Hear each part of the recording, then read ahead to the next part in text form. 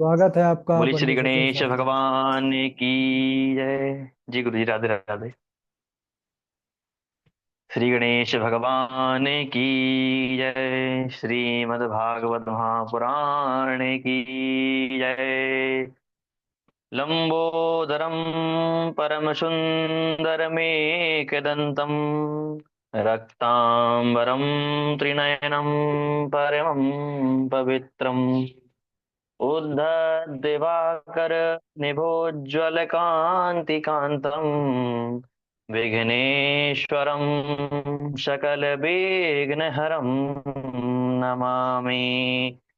वक्रतुण्डय महाकाय सूर्यकोटिसमप्रभा निर्विघ्नं कुरु मे देव सर्वकारेषु सर्वदा सर्वमङ्गलमाङ्गल्ये शिवे सर्वार्धसाधिके शरण्ये त्र्यम्बके गौरी नारायणी नमोऽस्तु ते। या देवी सर्वभूतेषु शक्तिरूपेण संस्थिता नमस्तस्यै नमस्तस्यै नमस्तस्यै नमो नमः। या देवी सर्वभूतेषु बुद्धिरूपेण संस्थिता नमस्तस्यै नमस्तस्यै नमस्तस्यै नमो नमः। कृष्णाय वासुदेवाय हरये परमात्मने प्रणतः क्लेशनाशाय गोविन्दाय नमो नमः। गुरुर्ब्रह्मा गुरुर्विष्णु गुरुदेवो महेश्वरा गुरुः साक्षात् परब्रह्म तस्मै श्रीगुरवे नमः। अखण्डमण्डलाकारं व्याप्तमेन चराचरम् तत्पदं दर्शितं येन तस्मै श्रीगुरवे नमः। मूकं करोति वाचालं पङ्गुं लङ्घयते गिरिं यत्कृपातमहं वन्दे परमानन्दमाधवम्। कस्तूरीतिलकं ललाटपटले वक्षस्थले कौस्तुभम् नासाग्रे वरमुक्तिकङ्कणतले वेणुकरे कङ्कणम् सर्वाङ्गे हरिचन्दनं सुललितं कण्ठे च मुक्तावली गोपास्त्रिक्परिवेष्टितो विजयते गोपालचूडामणि गोपालचूडामणि।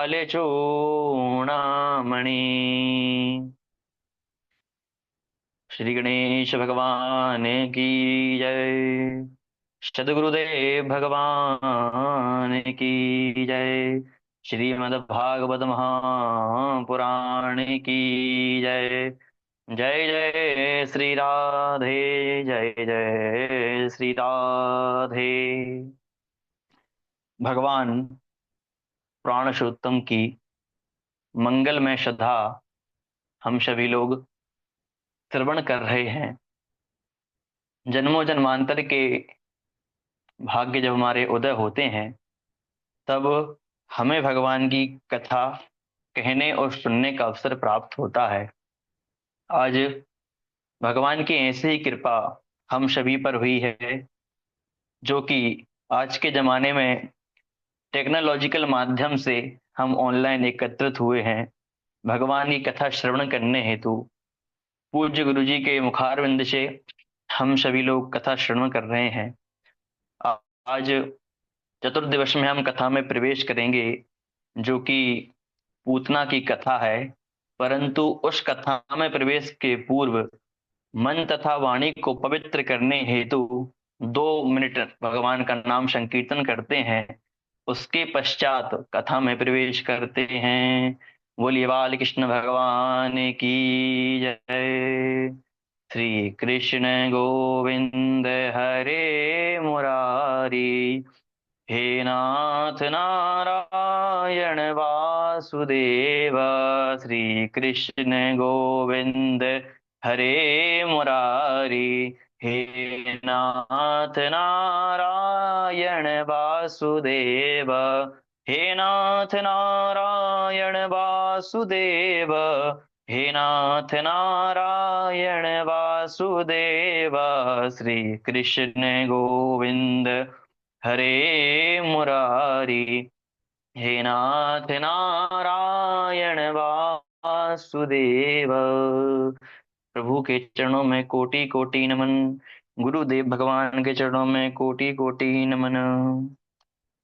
परम मंगल में अकारण करुणा वर्णालय सच्चिदानंद भगवान को हम नमस्कार करते हैं, जो तीनों तापों का हरण करने वाले हैं। आदि देविक, आदि भौतिक, आध्यात्मिक, जो तीनों तापों का हरण करते हैं, ऐसे सच्चिदानंद भगवान को मेरा नमन।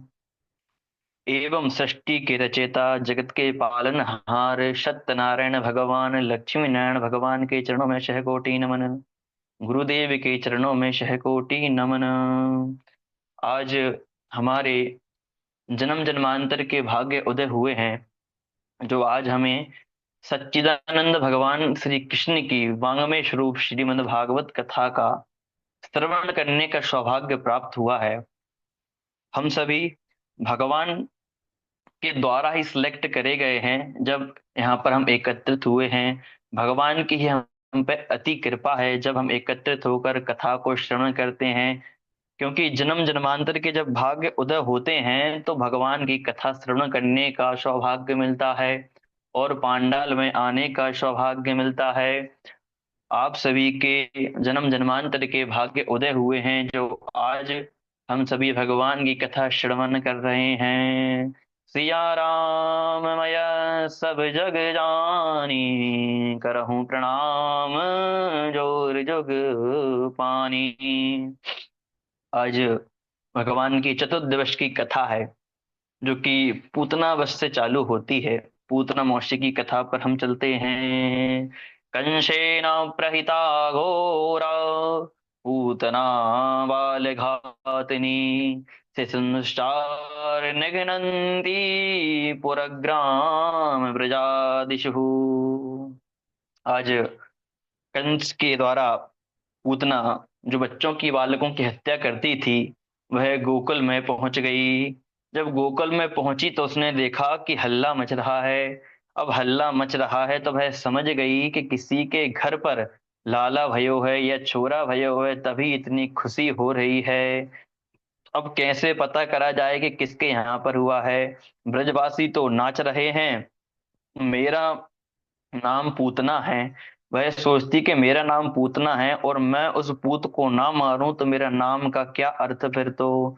अब तो भैया उसने सोच लिया कि कैसे न कैसे पता करा जाए कि किसके यहाँ लाला भयो है और उस तक कैसे पहुंचूं। ऐसा मन में विचार कर रही थी। अब पूतना ने देखा कि कुछ गोपियां विविध प्रकार की बधाइयां लेकर के माता के पास पहुंच रही हैं। सोचने लगी कि मैं इन्हीं के झुंड में मिल जाती हूँ और मुझको कोई समझ नहीं पाएगा। अब पूतना ने माया शक्ति के द्वारा ऐसा श्रृंगार करा कि जैसे आजकल ब्यूटी पार्लर में हो जाता है, कोई किसी को नहीं पहचान पाता कि कौन थे और क्या हो गए, क्योंकि मेकअप का कमाल है। बोलिए राधे राधे। अब पूतना ने माया शक्ति द्वारा ऐसा ही श्रृंगार कर लिया, उसको कोई नहीं पहचान सका और वह गोपियों के झुंड में मिल गई और हाथ में एक कमल का फूल रख लिया। अब यहाँ पर सुखदेव जी कहते हैं कि पूतना इस तरह तैयार हो करके जा रही थी कि मानो साक्षात लक्ष्मी जी अपने भगवान के दर्शन को जा रही हैं। बाल कृष्ण भगवान की जय। अब तो भैया पूतना सबका मन हरण करती करती और नंद भवन में पहुंच गई। सभी लोग माता को बधाई दे रहे थे, यशोदा जी को बधाई दे रहे थे। पूतना भी नाटक करने लगी कि अरे बहन यशोदा, बधाई हो, बधाई हो। तो को इस उम्र में लाला भयो है, बुढ़ापे में तो को लाला हो गयो। मैं तो खुशी के मारे अरे पागल हो गई और तेरे लाला के दर्शन को आ गई। अब इतना सुनने के बाद देखते ही पूतना की बातें सुनकर जो माता यशोदा थी, वह सोच में पड़ गई कि अरे मैंने तो आज तक इसको नहीं देखा और ये इतनी बधाई दे रही है। अब मैं इससे बोलूंगी कि मैंने तुमको पहचाना नहीं तो बेचारी बुरी मान जाएगी। अब इतना सोच करके माता यशोदा भी संकोच कर रही हैं और कुछ कह नहीं पा रही हैं। अब पूतना से कह नहीं पा रही, मन में शंका चल रही है। ऊपर से स्वागत भी कर रही हैं कि आ बहन आजा आजा, बुढ़ापे में लाला भयो है, सब आशीर्वाद दे रहे हैं और तू भी आशीर्वाद दे दे। अब तो भैया आशीर्वाद देने की जल्दी थी पूतना मौसी को। अब आशीर्वाद देने की जल्दी थी तो माता यशोदा ने कहा कि मैं तुझसे बैठ कर फुर्सत में बात करती हूँ। तू अभी मेरे लाला सो रहा है, तू उसके पास जाकर के दर्शन कर आ। अब पूतना तो यही सोच रही थी कि कब जाने को मिल जावे। अब जैसे ही उसने सोचा, यशोदा मैया ने कहा वह पालना में सो रहा है, उसे जगाना मत, केवल दर्शन करके आ जाना। जल्दी से पूतना पहुंची है। बहन में अभी आई, जाकर के यशोदा मैया चली गई, पूतना पालना के पास पहुंच गई। अब तो भैया पालने में भगवान किलकारियां भर रहे थे और जैसे ही भगवान ने तिरछी नजर से पूतना को देखा, भगवान ने अपने नेत्रों को बंद कर लिया। अब नेत्रों को बंद कर लिया तो इस पर संतों के कई सुंदर सुंदर भाव हैं, तो आइए भावों को जानते हैं। अब भैया एक संत कहते हैं कि भगवान ने नेत्रों को क्यों बंद करा। भगवान, कई संत कहते हैं कि भगवान ने इसलिए नेत्रों को बंद करा कि भगवान सबके भावों को ध्यान से सुनते हैं। एक संत कहते हैं भगवान ने नेत्र बंद इसलिए करे कि प्रभु ने सोचा कि हम तो दुष्टों के विनाश को आए हैं, सबसे पहले हम मालूम पड़ता है कि पूतना मौसी से ही शुरुआत करनी पड़ेगी। तो भगवान श्री गणेश से मंगलाचरण कर रहे थे। तो एक संत कहते हैं नहीं नहीं, भगवान सोचते हैं कि ब्रज में माखन खाने के लिए पधारा हूँ, माखन लीला करने के लिए आया हूँ, उद्धार भी करूंगा, परंतु यहाँ पर सबसे पहले विष पान करना पड़ रहा है। अब तो भैया विष जो धारण करे हुए हैं वो तो भगवान शंकर हैं, केवल वही विष को धारण करे हुए हैं। तो भगवान अपनी इष्ट से, इष्ट द्वारा प्रार्थना कर रहे थे कि प्रभु हमें अभ्यास नहीं है विष पान करने का, आप अभ्यास करवा दीजिए। बोलिए राधे राधे। अब तीसरा भाव कुछ इस प्रकार आता है कि एक सुंदरी राम अवतार में भगवान के पास फिर से आई थी, जिसका नाम सूपनखा देवी था। वह भी वो सुंदर बन ठन के आई थी, क्रीम पाउडर लगा करके मेकअप सेकअप करके पधारी थी। अब सूप नखा जो होती है, सूप नखा का अर्थ है सूप के समान नख, अर्थात नाखून। जिनके सूप के समान नाखून थे वह सूप नखा थी। आजकल भी इस तरह के नाखून कई लोग बढ़ा करके घूमते हैं। बोलिए राधे राधे। अब वह सुंदर बन करके राम जी के सामने आई। राम भगवान से कहने लगी, मैं विश्व सुंदरी हूँ लेकिन आज तक मुझे कोई सुयोग वर नहीं मिला जिससे मेरी शादी हो जावे। आज तुमको देख करके मेरे मन में बहुत प्रसन्नता हुई और शांति संतोष हुआ। अब इतनी कहने के बाद कहा कि मुझे बहुत राहत सी मिली। पूतना कहती, सूपनखा कहती, मुझे बहुत राहत मिली आपको देख करके। ताते अब लगी रही कुमारी, मनुमाना कछु तुम ही निहारी।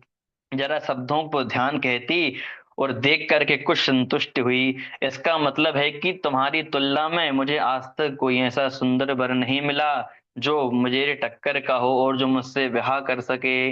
अब भगवान सोचने लगे कि बताओ विश्व सुंदरी है और इसका अभी तक ब्याह नहीं हुआ, परंतु भगवान ने एक बार भी नेत्र उठा करके नहीं देखा।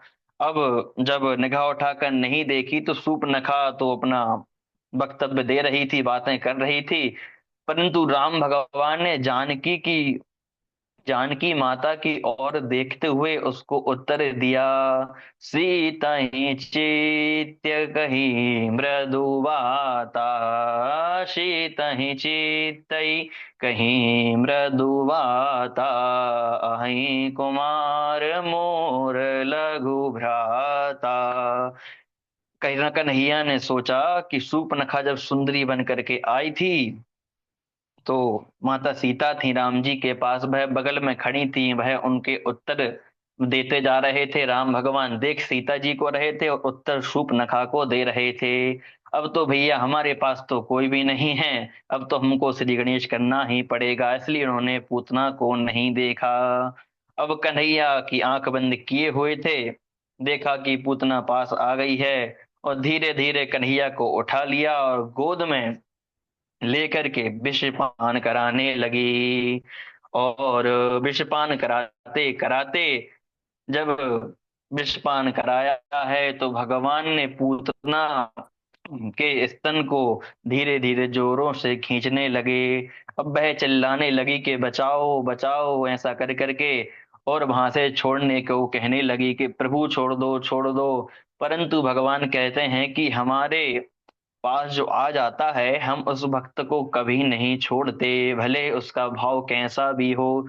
जो हमारी शरण में आ गया सो आ गया। अब तो वह चिल्लाने लगी और घबरा करके अपने असली विराट रूप में आ गई और जा करके धड़ाम से गिर गई। सभी लोग चिंता में दौड़े दौड़े आए और देखा कि पूतना पड़ी हुई है।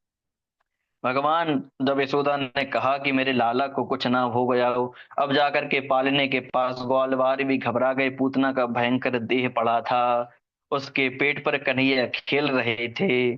ग्वालाओं ने आकर के सीढ़ियां लगाई और पूतना के देह से यशोदा जी ने बाल लालिल को उतारा और नजर उतार के एक सुरक्षा कवच में बांध दिया। उधर नंदा बाबा भागे भागे चले आ रहे थे। नंदा बाबा देखते हैं कि मेरे घर पर भीड़ मची हुई है, तो कुछ ग्वालाओं ने कहा कि बाबा तुम अच्छे समय पर आए हो, तो आज तो गोकुल में गजब हो गया। तो नंद बाबा कहते हैं क्या गजब हो गया, हमें भी तो बताओ। तो वह कहते हैं कि आज तेरे लाला को मारने के लिए पूतना आई थी। तो वह कहने लगे नंद बाबा कि वासुदेव ने सही कहा था कि वह बहुत बड़ा ज्योतिषी बन गया है, क्योंकि उसने मुझसे कह दिया था मथुरा में कि तेरे घर पे बहुत बड़ा संकट आने वाला है, और यही संकट आ गया। अब तो भैया नारायण नारायण का जाप करा और कहा कि ठीक है, अब जो होना था हो गया। सभी लोग कहने लगे कि पूतना तो मर गई, परंतु इसने मथुरा और गोकुल मथुरा का रास्ते को जाम कर गई। अब इतनी लंबी चौड़ी पूतना थी, अब इसका क्या करे। नंद बाबा बोले कि एक काम करो, फरसा कुल्हाड़ी ले आओ और जा करके इसके शरीर के 27 टुकड़े कर दिए। जब 27 टुकड़े कर करके इसके शरीर में आग लगाई तो इसके शरीर से सुगंध निकली। दह्यश्य मानस्य देयस्य धूमश्य गुरु सौरभः। पूतना के जब शरीर में आग लगी तो भैया धुआं में ऐसी सुगंध फैली कि पूरा ब्रजमंडल सुगंधित हो गया। अब ब्रजमंडल सुगंधित हो गया तो परीक्षित आश्चर्यचकित होकर सुखदेव से पूछते हैं कि पूतना तो बहुत बड़भागिनी थी और वह प्रभु को विष पिलाने के लिए आई थी, तब उसके शरीर में विष था, इसके शरीर से सुगंध क्यों निकली, इसका उत्तर बताइए। तो सुखदेव कहते हैं कि राजन, जिन भगवान को पाने के लिए निरंतर ऋषि मुनि जाप करते हैं और निरंतर उनकी सेवा में लगे रहते हैं, परंतु भगवान के दर्शन नहीं मिलते, सालों साल बीत जाते हैं। पूतना को जब भगवान ने अपना दरस दे दिया तो पूतना फिर कहाँ से पूतना रही, वह तो मातृशक्ति हो गई। जब वह वात्सल्य से स्तनपान करा रही थी तो भैया अब भगवान ने उसका भी गुण देख लिया कि ये तो हमारे माता के समान है। और मौसी जब कह दिया तो भैया ये पूतना मौसी कहलाई। उनके सभी गुणों को भगवान ने छोड़ा है, एक गुण को पकड़ा। कहा कि ये तो हमारी मैया के समान स्तनपान करा रही थी, अब इनका जो भी अर्थ होगा वह निरर्थ गया, हमने इनका उद्धार तो कर दिया है। न जाने कौन से गुण पर दया निधि रिझ जाते हैं। तो भैया भगवान भक्तों के किसी भी गुण पर रीझ जाते हैं। पूतना लोक बालकिनी राक्षसी रुधिराशना जिघांस्यापि हरे स्तनम द्वारा परषदगतिम। इस तरह पूतना की सदगति, महापापनी पूतना की सदगति हुई। और ऐसा लग रहा था कि सारे पर्दों, सारे उसके उल्टे कर्म पर भगवान ने पर्दा डाल दिया और उसका उद्धार करके उसको मातृलोक प्रदान किया। बोलिए बाल कृष्ण भगवान की जय। अब जो भगवान के इस चरित्र को सुनता है, पूतना की कथा को सुनता है, उसको भगवान के अन्न भक्ति प्राप्त होती है। यह एतत् पूतना मोक्षम कृष्णश्च भर्ग अद्भुतम शृणुयात श्रद्धाय वृत्योग्य गोविंदम लभते रतिम। इस प्रकार इस चरित्र को सुनना चाहिए। अब एक लीला भगवान की श्री गणेश हो गई। अब आगे की कथा आती है शक्टासुर की। शक्टासुर की कथा आगे पर श्रवण करते हैं। एक दिन की बात है, यशोदा मैया कान्हा जी को नहला धुला करके बढ़िया मोटा काजल लगा दिया और पालने में सुला दी। घर के काम की तैयार हो रही थी, इतने में खड़े होकर अपने लाला को निहारने लगी। अब अद्भुत झांकी को देखते देखते कन्हैया ने एक करवट बदल ली।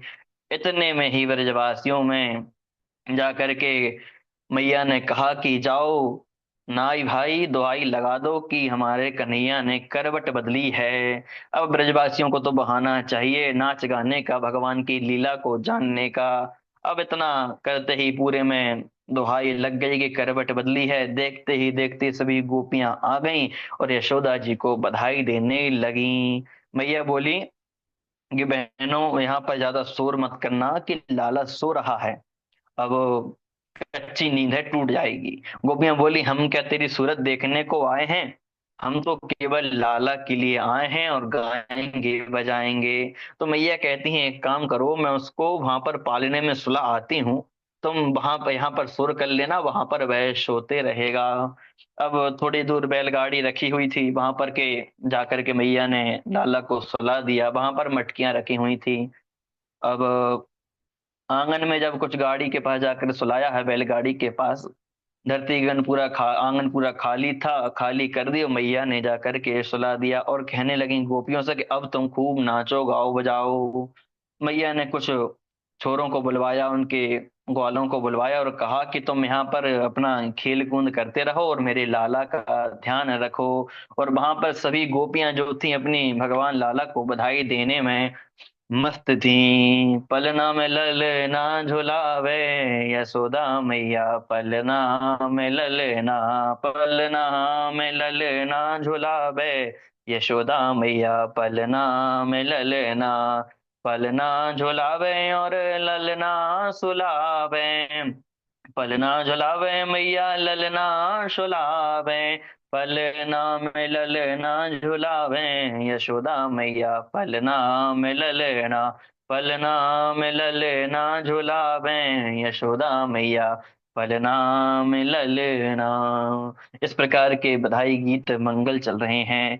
गोपियां झूम झूम के गाना प्रारंभ करा। कन्हैया सोते एकदम नींद खुली। नींद खुलते ही कन्हैया ने देखा कि चारों तरफ दृष्टि घुमाई, समझ गई कि गीत हमारे आंगन में ही हो रहे हैं, परंतु हमें तो यहाँ एक तरफ सुला दिया। अब कन्हैया विचार कर रहे हैं कुछ तो करना पड़ा, ठीक है अब कुछ तो किया जाए। अब कैसे है कि भीतर हमको ले जाना, रोना आरंभ कर दिया।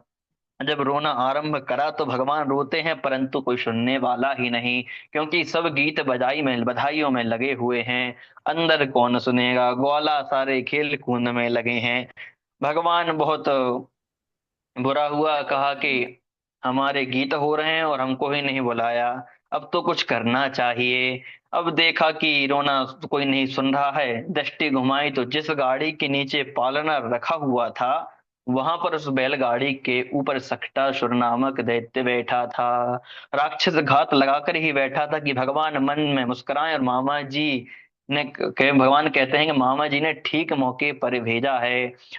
और पधारे गए यहाँ पर सकटासुर जी। रोते रोते कन्हैया ने घुमा कर ऐसी लात मारी कि उड़ करके बैलगाड़ी धड़ाम से गिरी और सारे मटके चटक गए।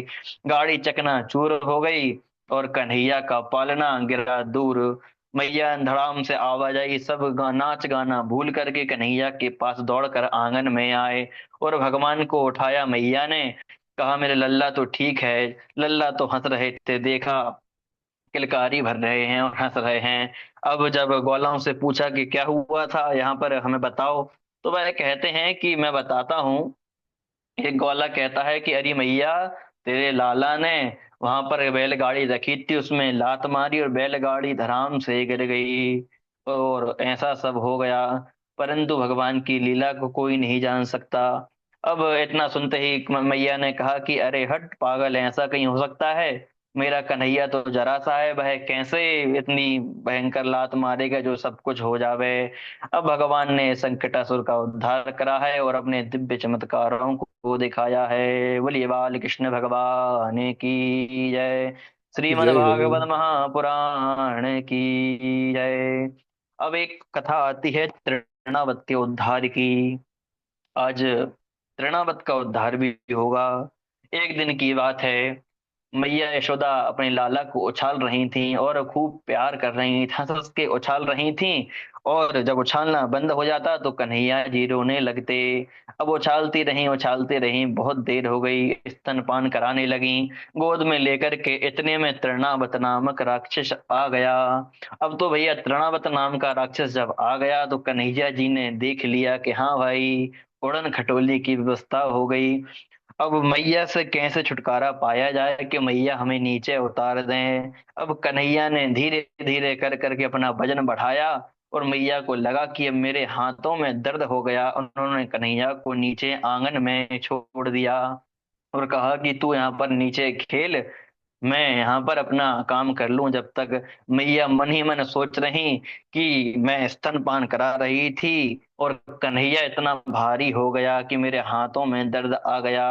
अब थोड़ी देर उसको को उछल उछाल के हल्का फुल्का हो जाएगा तो मैं उसको फिर से गोद में उठा लूंगी। उन्होंने आंगन में छोड़ दिया। शायद वे मन में सोच रही थी कि ज्यादा दुग्ध पान करा दिया, इसलिए इसका वजन बढ़ गया। परंतु भगवान की लीला है, कैसे जान सकता है कोई। अब मैया ऐसे सोचते सोचते अंदर चली गई और कन्हैया को वहीं आंगन में खेलते छोड़ दिया। अब तृणावत इसी घात में था कि भगवान कब अकेले हो जावे और भगवान को कब उठाकर ले जाएं। भगवान आंगन में खेल रहे थे, लाला आंगन में खेल रहा था। अब तृणावत ऊपर से घात लगा कर देख रहा था, जैसे ही भगवान को अकेला पाया है और तृणावत ने अपने कंधे पर उठाकर ले गया और आकाश मार्ग में ले गया। भगवान सभी सभी के घर को देखते जा रहे हैं और आकाश में सैर करते जा रहे हैं। और सभी के घर को ब्रजमंडल देख लिया और गली गली नाप ली, क्योंकि भैया आगे जा करके यही चोरी का लीला करनी है।